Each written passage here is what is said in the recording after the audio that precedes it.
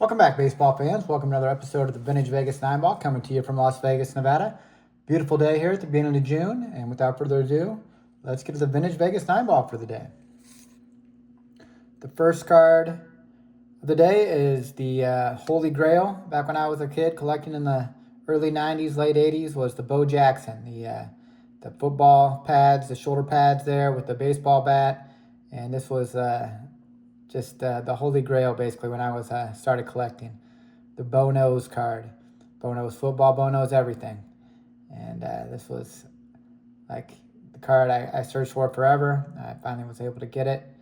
And I think this is the same card. A little beat up there. The corner's a little worn here, but just a great card. Bo knows. And then on the back, Bo, the big Bo. And score number 697. Just a great card. And the Holy Grail back in the day. Put Bo on a stand.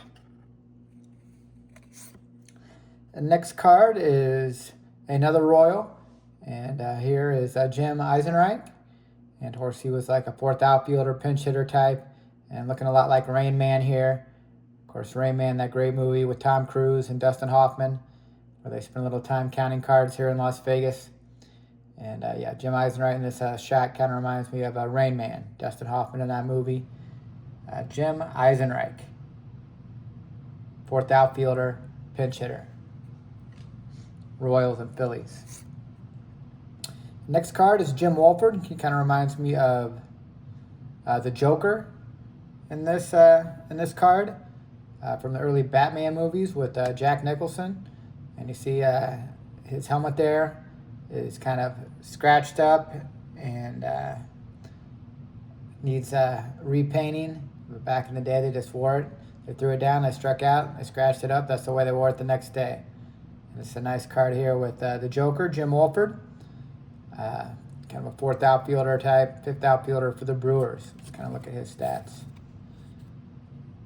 It says he led the Pioneer League in stolen bases with 12 at Billings in 1970. And he was traded to the Brewers for Darryl Porter. And, of course, Darryl Porter would go on to the Royals and Cardinals for many, many years. But this is Jim Wolford, looking a lot like the Joker here for the Brewers. Speaking of those early 90s Batman movies, this Bill McCool. Bill McCool reminds me of Commissioner Gordon from those early Batman movies.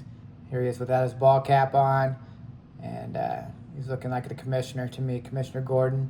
Bill McCool. And here he is with the Padres. That's what the back of his card says.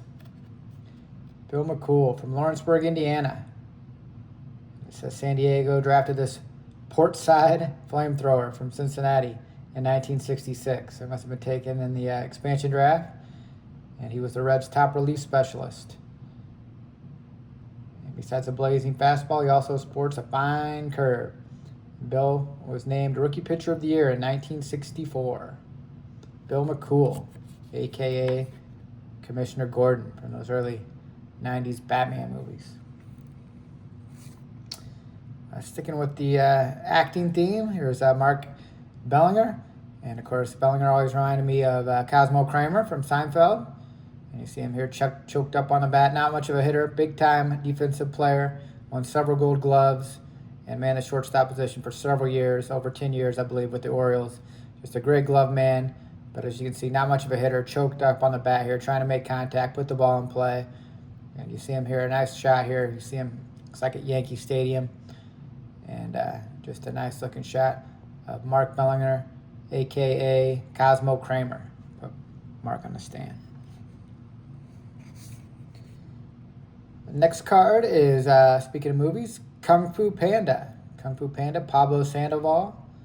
And here he is with the Giants. He had many great years for those Giants teams that won a couple of world championships. He was a third baseman, started at third base, then would move to designated hitter and first base. But always could really swing the bat, Pablo Sandoval. Kung Fu Panda. Put Kung Fu Panda on the stand. The next card is star of a different type of movie here. Warren Brewster. Always reminded me of one of those guys. And of course, he was a middle reliever for the Cubs and the Phillies in the late 70s and mid 80s. And yeah, Warren Brewster came out of the pen and always had a distinct look. Could always kind of reminded me of the wood paneling on the walls and kind of those stag movie types. Warren Brewster. We'll put him on the Cubs stand for his time spent with the Cubs. The next card is Harry Chappis, the Cat's in the Cradle. And Harry Chappis, I remember, kind of a middle infielder, light-hitting middle infielder. Not a big guy, real short guy. I believe he was one of the shorter guys in baseball. Let's see the back of his card here. Looks like height 5'3", 150. 150 is probably generous. 5'3", 150. And I remember him kind of a slap hitter and middle infielder. Cat's in the Cradle. Harry Chappis. Come on the stand. And one today, the 9-ball with Fat Elvis, Viva Las Vegas, Lance Bergman.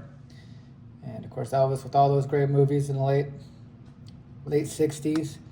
And a great movie, of course, Viva Las Vegas. And of course, a lot of people call Lance Bergman Fat Elvis. And we're looking forward to many great years here in Las Vegas with baseball and our Las Vegas A's. So we'll put Fat Elvis here on the stand in front of VEGASTILTSKIN. And that'll conclude our Vegas 9-ball for the day. Hope you enjoyed watching. Hope you're always having a good start to your summer here. School's out for summer. So take care and God bless.